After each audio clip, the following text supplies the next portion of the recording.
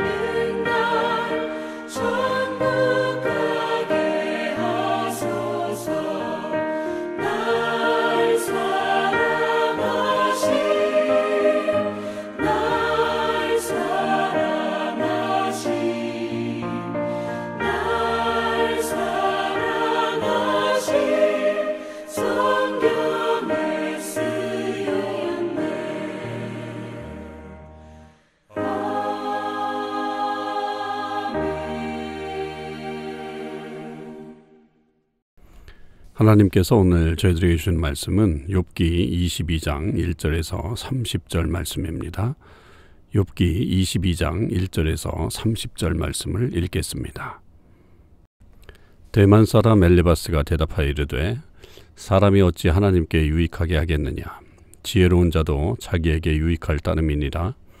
내가 의로운들 전능자에게 무슨 기쁨이 있겠으며 내 행위가 온전한들 그에게 무슨 이익이 되겠느냐.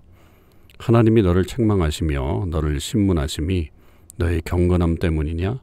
내 악이 크지 아니하냐? 내 죄악이 끝이 없느니라.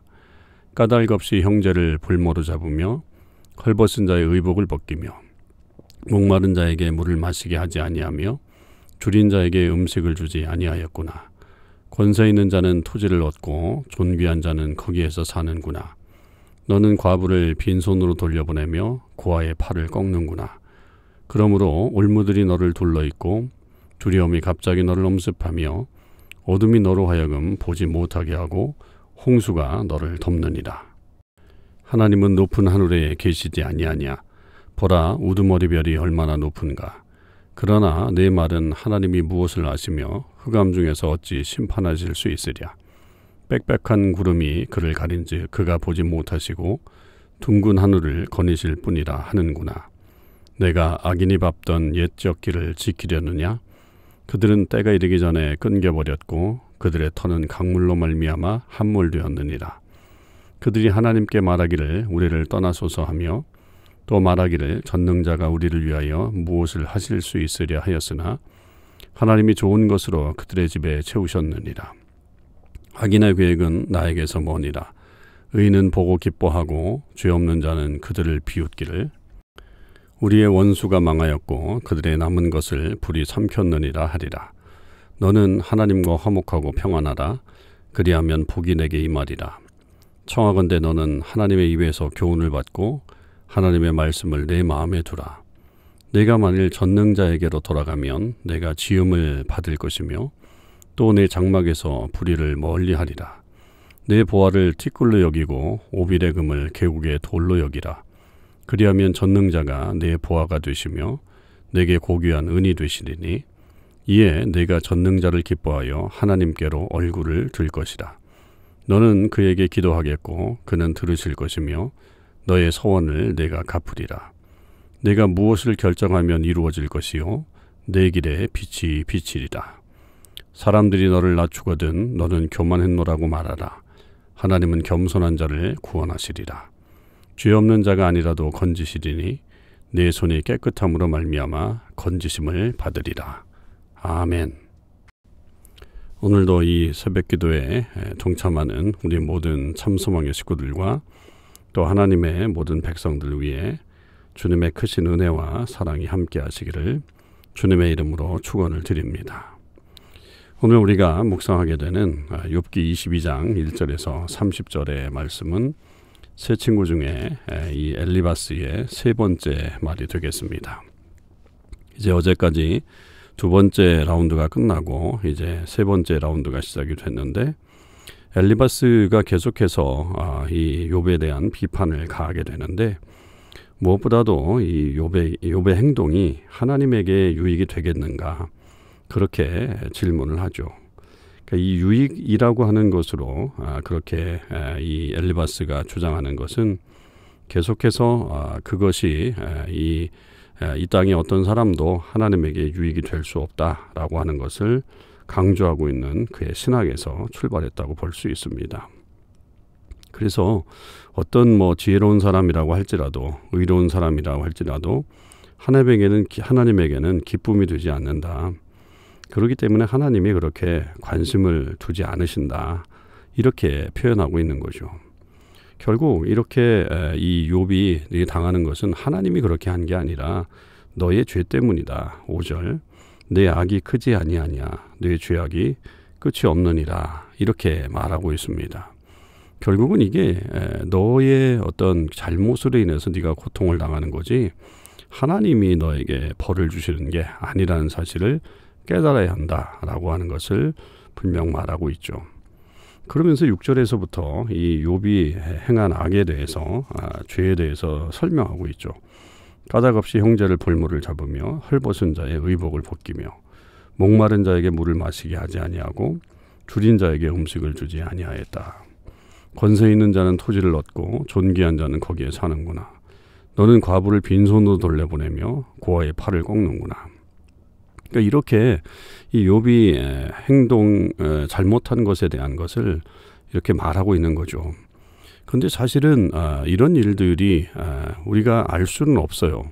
욥에 대해서는 평가가 그렇게 잘못한 일들이 없기 때문에 이것을 엘리바스가 지어낸 것인지 아니면 실질적으로 욥이 과거에 그렇게 했었던 것인지 알 수는 없지만 우리가 성경의 1, 2장을 통해서 볼 때 이 욥은 정말 의로운 사람이었다고 한다면 엘리바스의 이 말은 결국 이런 것들 중에 네가 하나 걸리지 않겠느냐 그렇게 보는 것이라고 할 수 있겠죠.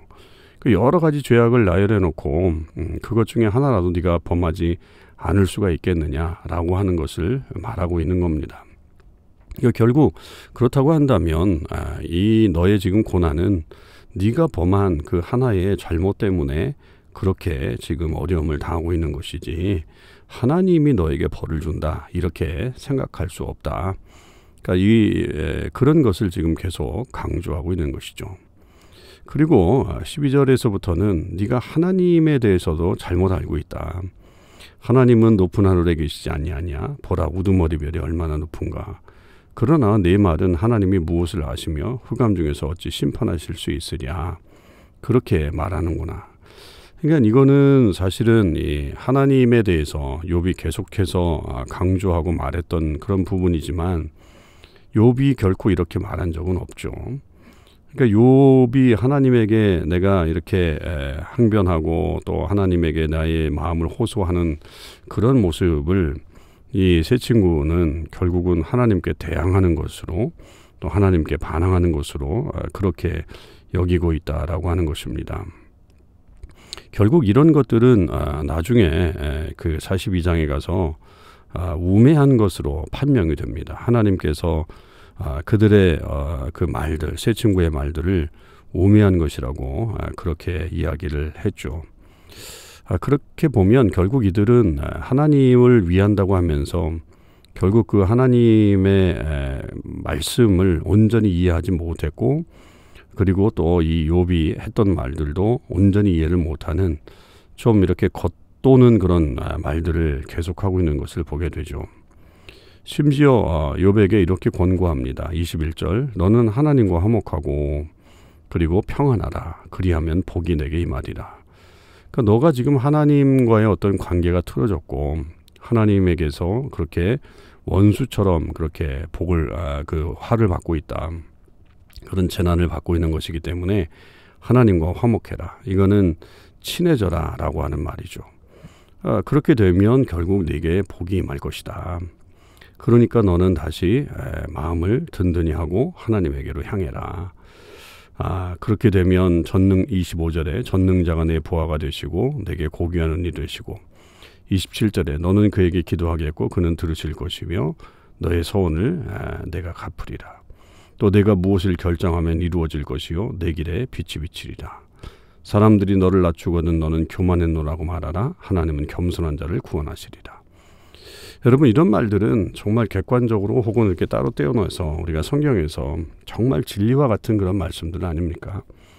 그런데 그 진리와 같은 말씀도 지금 욥에게는 사실 적용이 되지 않는 거죠. 왜냐하면 욥의 이 고난은 결국 하나님과의 관계가 틀어져서 나온 것이 아니기 때문입니다. 욥은 그 누구보다도 하나님과 가까운 관계에 있었고 하나님을 위해서 최선을 다한 그런 예배자 또 이 땅에 하나님의 은혜를 나타내는 그런 사람으로 비추어졌기 때문입니다. 물론 우리도 이 말들을 사실은 잘 귀담아 들어야 돼요. 그러니까 우리가 그래서 결국은 하나님께 가까이 가야 되고 하나님의 말씀에 순종해야 되고 그래서 그 하나님의 마음에 흡족한 삶을 살아서 하나님께서 주시는 복을 누리며 살아가는 것이 사실은 우리 모든 성도들이 마땅히 살아야 될 이 땅의 삶이라고 하는 것입니다. 그러나 이게 상황적으로 잘못됐다라고 하는 거죠. 지금 이 욥에게는 이 말이 정답이 아니라는 겁니다. 헛된 말에 불과한 거고 또 그것은 귀를 울리는 그냥 정답이죠.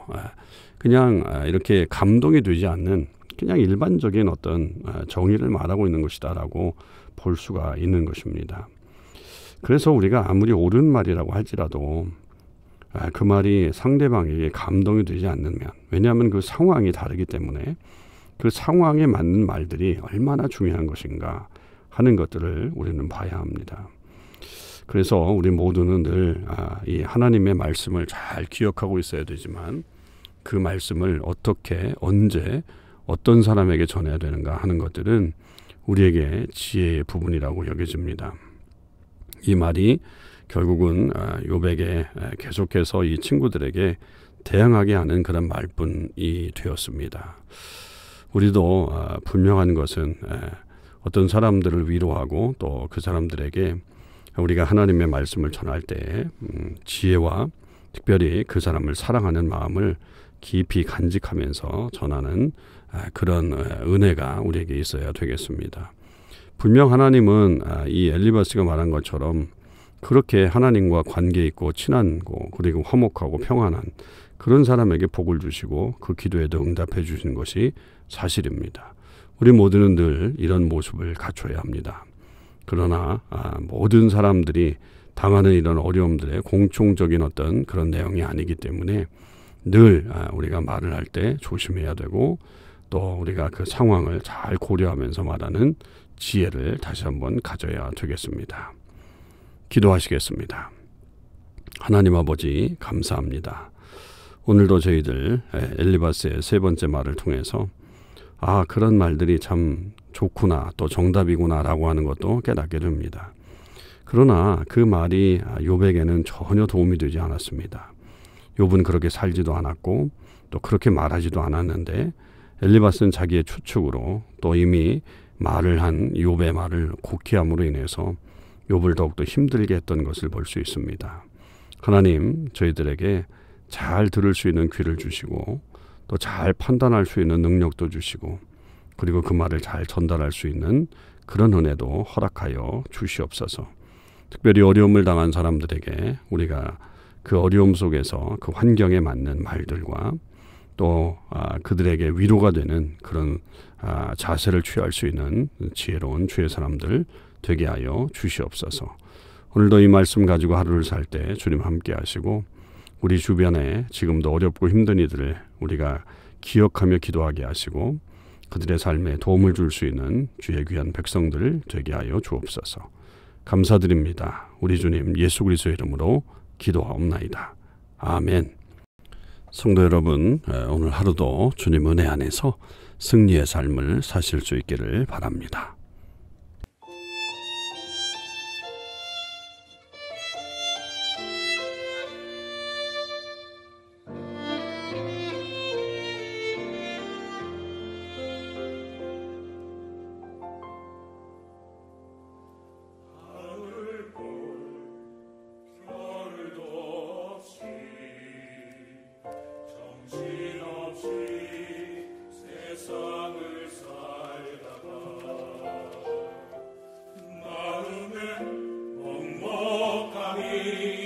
삶을 짓누를 때 그제서야 주님을 찾습니다.